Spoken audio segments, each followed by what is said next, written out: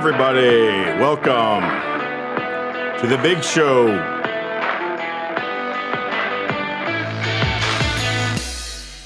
Sorry, but that's my favorite part of the show. I don't even know what you're talking about. The bass drop. Hear it. Well, that's because you don't like wearing these. So you can't hear what I hear, which is the music. You know what my favorite part of the music is? Yeah, the end. No, the bass drop. Oh. Okay. The bass, that's what I like about any music. So welcome to the show, everybody. Now that I just blew another day of doing this thing where I'm supposed to mention the show in the first 20 seconds or something, I just ruined that, just trying to tell you what I'm listening to. So maybe, welcome. I'm Jeremy Torisk. This is my wife, Christy Torisk. And today we're talking about role models. This is what I'm supposed to start the show with like this. Just so you know. Hi, everybody. Today, my name is Jeremy Torisk, and I'm with Christy Torisk, and we're talking about role models and the impact they can have on us and what we do with those lessons. So let's dive into role models. So the ideal is if you say that twice in the first, I forget, 20 seconds or something. It's like the hook? No, it's not the hook. It's the algorithm. Oh. Google goes, they're talking about role models because they said it twice during the first 20 seconds. But now they think we're talking about dropping bass. Good job. Yeah, well. We need to learn more. I need to learn more about dropping bass. Yeah, it's fun. So let's dive into role models. Yeah. Our friend Annie Meehan was in here a few weeks ago, and she was filming here at the Torisk Pro Studios here in fabulous Pompano Beach, Florida. She was filming her new e-course, which is called Choose to SOAR. Mm-hmm. And it's a multi-module based e-course. And one of the modules one of the module talks about heroes and describes in that module how she went onto a show called GUNUINE HEROS. And on that show, they asked 4 questions. So today we're going to be talking about those 4 questions. Nice. Yeah. So the 4 questions are, who are your heroes? Why? What did they do for you? And what are you doing to use what they gave you to impact on others? And we'll talk about that for ourselves, and then we'll talk about the impact on the internet's having on role models for good or for better or for worse, because the role model has changed the way we have role models and we see role models compared to the past, when we were younger. Oh, who they're generationals. Who your heroes are. Okay. Who your role models are. Because back in the Angel's history, they didn't have the internet. Right. They just had the people in their tribe. Yes, yeah. So you want to talk about how it's changed over the years, or? Yeah, I want to talk about that later. Okay. First, I want to talk about us, because that's why everyone tunes in. Yeah. To hear about us. They're very curious. Yeah. When they're inquisitive. They're inquiring. When inquiring minds wants to know. Remember that? Yes. That rag. But they had a great Christmas tree, so the Inquirer down in Palm Beach. So what about you? Who were some of your early heroes? So because Influencers. you only told me about this about a half an hour ago. It's Monday. I only thought of one person, and that was my grandmother. Okay, so the second question is why? I think it was because she had a lot of influence over me growing up, and I was close to her, and I respected her. I admired her. And I thought the way that just her personality, the way that, her and my grandfather were brought up during the Depression and what they accomplished in their life, and then also just the way that she handled things in a really respectful, courageous way as life was throwing punches at her. She still smiled. She still got through. So that resonated with you as a kid. Mm-hmm. I saw everything that they accomplished and how hard they worked. And you had both your grandparents in your life, like both sets. Yes, I did. And my other grandparents were great also. Mm-hmm. But I think I was just closer with her. Okay. Yeah. Well, we're not choosing sides or picking No. things apart, but I'm just curious as to, the way other people in your life, if you notice that about her, did you have the opposite in your life? Maybe it wasn't the other set of grandparents, but maybe it was other people that were complaining or they used excuses, the victim mentality. Did you see that part of it to know, well, my grandmother's different. She's not doing that. I think I just figured it out at an early age. Like, hey, this person is, really. I hope I can become like her when I grow up. I think you could check that off. Yeah. I think you have. I'm a grandma. No, not that one. No.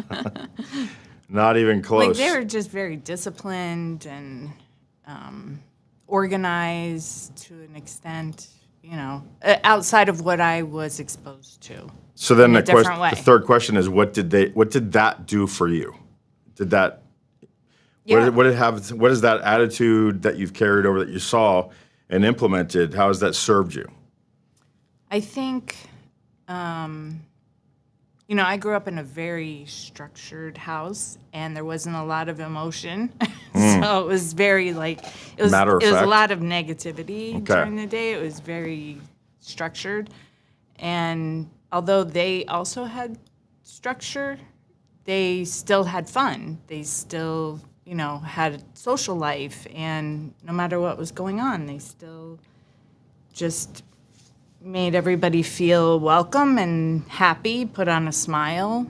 I mean, not every single day, but for the most part. Yeah. So I saw a different way of living, I guess. Okay. So then, how does that? How are you using that now to serve others? Taking those lessons I'm hoping that I'm like that with my kids, instead of the opposite. Yeah, no, I think that hi, Estelle, all the way up in Canada. Hope it's warm for you today. I wish you could be here with us some more. So we enjoyed your time here visiting us here. So I think that, obviously you have an extremely close relationship with your daughter and son, and actually, in some ways, just as close with my sons, probably even Try a little to closer. have a relationship. In some ways with mine, because you are more talkative and call them and text them more and talk to them and ask them how they're feeling. And I'm like, I don't know. They need me, they'll call. Well, I'm sure that my grandparents cared about me and they loved me, but they made me feel that way. Yeah. No matter what. Yeah. No matter what. Like, they weren't judgmental. Yeah. They would, tell you if you were doing something wrong, but you still felt like they cared about you and they loved you. And although they accomplished a lot for themselves and their family over the years, coming from nothing, and they still lived a very frugal life. Yeah.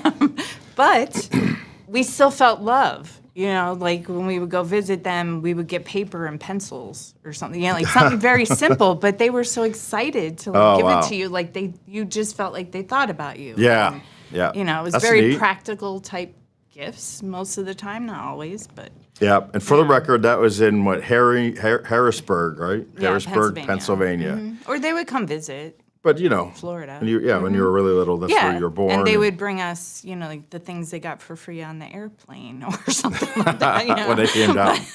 Yeah. Yeah, but they thought of you, so. But back then, those were called It was a different in your mentality. families, those are like role models. Yeah. Right? Heroes, and I think their slide said, are you an everyday hero? Because that's what role models really are. Now people call them influencers. Yeah. Right? Really, that's what that's kind of the difference between. So for me, my story was kind of weird when I was talking about it with you today. We had kind of like this aha moment where I'm kind of a weird combination of a movie, a really old movie from like the 20s or something, or 30s. I'll give you a clue. It was half color and half black and white. And I think it was the first black and white feature in a movie. And if you remember, there was a movie when you were a kid who you saw was black and white and all of a sudden went to color. So that's the movie. So my very, very first earliest hero was my Uncle Mike. And I mean, I literally used to tell people that my name was Mike when I didn't live in my neighborhood. Like if I was sure I wasn't going to see him again, because I didn't even like my name, Jeremy. This is a real dumb name when I was a kid. I felt like I didn't like it. I asked my parents where they got it from. They're like, "Oh, a television show, like Really? Rich Man, Poor Man," I think it's called. Or Here Comes the Bride. My sister's from one of them, and I'm from the other one. But my sister's named Paulette, which is really like my Uncle Paul, or my Aunt Paula, and they were named after her father, Paul. So I think Paulette was more of a family name, even though they said it come from that show. It's like Gene Wilder when he was seeing a shrink, and they were like, "I don't know where he got his name, Gene Wilder, and that's my stage name." And the shrink said, "Well, what's your mother's name?" It's like, "Gene, what's your favorite writers?" Or whatever, Oscar Wilde or whatever. Right. Like, okay, yeah, real deep, Gene. So I think that's what happened more with my sister. But anyway, my Uncle Mike, even though I didn't really know him growing up because he was pretty smart and got out, got out real young, he joined the Army and went to Vietnam. And so I had all these pictures of him growing up that I used to look at, and it was his Army pictures from Vietnam. And so it'd be his helicopters were shot down. He was a door gunner. And he's had these huge holes in the helicopters that he crashed in. And there's this one particular one that my aunt always posts of him smoking a cigarette with his Army cap on and his probably like on leave because he has like dress uniform on and is with his buddy. And same thing, that crisp Army hat, and they're both smoking cigarettes, and they're kind of the kind where you're talking, but you don't, Yeah. you know what I mean? Yeah. And they're both kind of smiling with these cigarettes in their mouth. Probably just learned to smoke there, but that particular picture, he looked happy. And I didn't really know a lot of happy. Like, we knew love, but it was a weird kind of love because we were so weird. Our family was very free. And my house was a lot different than other houses on the block, like the party house and the fun house and always stuff going on. So it doesn't really make for a very healthy house. So I just saw that picture, and then I knew he was in the Army, and I knew he was protecting people, so he had to be brave, and so I kind of took that identity. And then years later, I found out that my father wasn't my father. Right. And so that kind of shook up the deck, right? And so I found out that my real biological father was a lawyer. And just that knowledge alone made me infinitely smarter, confident. And just knowing that instant, and I ever had a relationship with this man, but knowing that he was a lawyer, I had DNA that was lawyer, made me smart. And then when my son, Trace, my first son was born, when that baby came out, it was like love punched me in the face. Like literally, I was like, wow. Yeah, kids will do that. Well, I didn't really find out, like I love my ex-wife. I mean, she's the mother of my kids, but I didn't love her. Like, I was like, wow, you're just swell. Like, luckily she was a great mother. Yeah. Because that's when I first felt love. So when I was like, oh, bravery and a brain and a heart, I kind of got from these three different people. And I was like, well, that's like the Tin Man, the Lion, and the Scarecrow. Oh my God, this blob of the Wizard of Oz. But then I was talking to my friend Bruce Turkel today. Yeah. Because I was like, I need to put this in a speech. That's what all speakers do. This is a great keynote. Or make a story. Yeah. I was like, oh, shit, Bruce did this. He didn't do this. He did something else. And he goes, I'll tell you what, Jeremy, at the end of it, it's like you're really not all three of those. You're like Dorothy. Dorothy had it in her the whole time. Yeah. That's the moral of that story. It's all these things that we think we want is in here. And so you can't be courageous and brave if you're not confident, and you can be scared, but you got the confidence to overcome that. You cannot be smart if you're dumb. All right? Like, I did really bad in school, and I was in the remedial classes. Yeah. But that's because I was told I was stupid.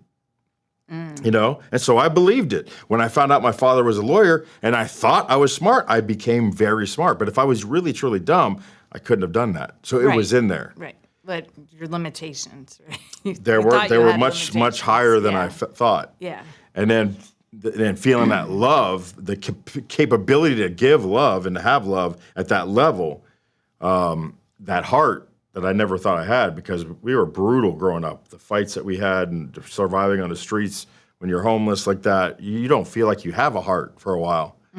And so that really, that comes alive. But that was always there.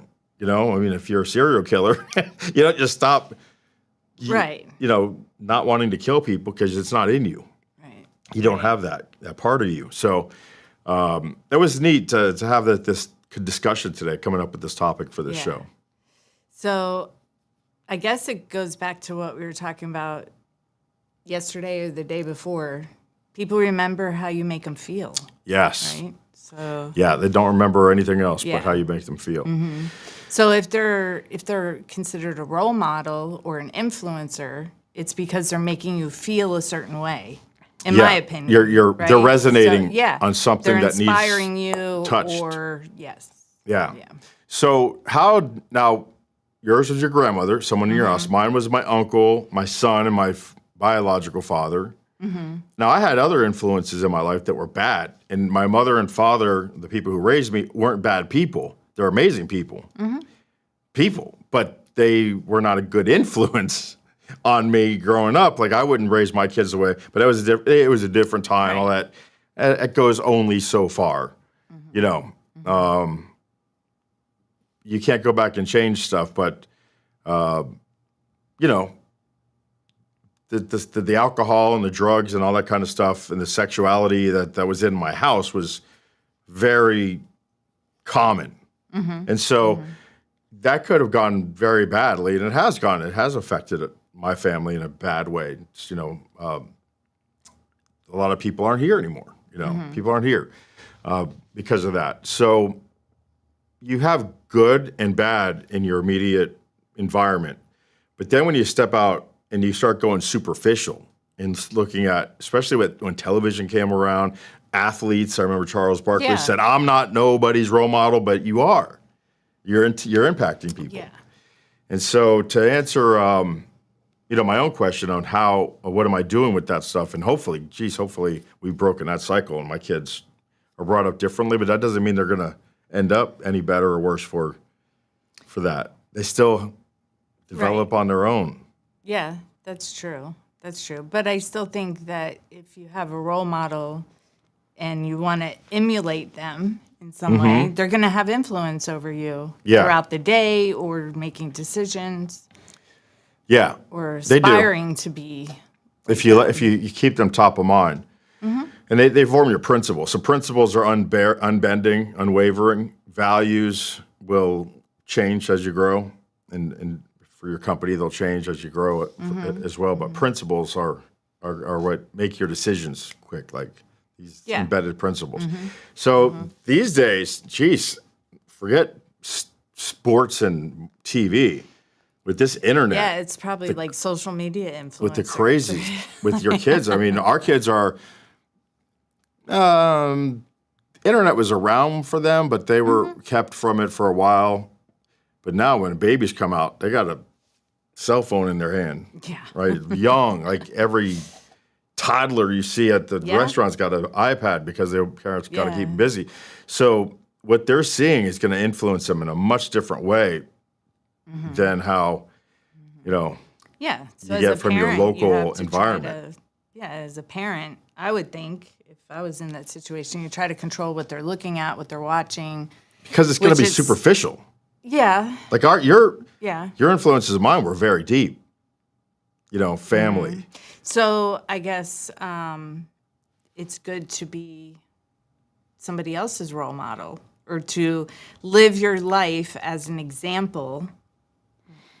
Well, I think the best way I like to explain it is you never know who's looking. No, everybody's always looking, I think. Well, everyone's looking, but not everyone's paying attention because people are so self-absorbed. But when you get that rare person, when you say that right thing to the right person, you can't say the right thing to the wrong person. But you can say the right thing to the right person when you not know it. Just like the 7 words that changed my life 2 times, right? You're, you know, you're not your father's son, and words the have lawyer impact. Story I have.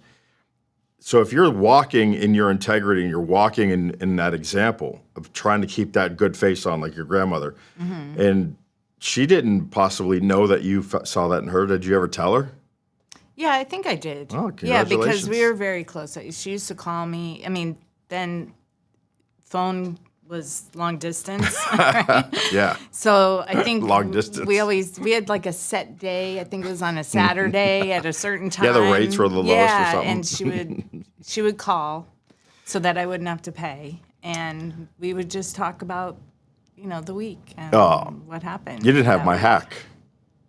I don't know what your hack is. Well, it was. You got a two payphones side by side, and you do a collect phone call I to the wasn't phone to a pole, payphone. connect to it, next to it, and then when that phone rings, you pick it up and you act like you're someone else, and you accept the charges, and it goes to the phone company. You make your call, and you're both not paying. No. That was clever. Yeah. See, I wasn't dumb. I was smart. Oh, Lord. Yeah. That's a true story. I used to do that. So that's it. That's it for today's show. I'd like to hear from you guys. Who were your heroes? Why? Yeah. Tell us who, why. What was the impact they had on you, and how are you doing carrying that forward?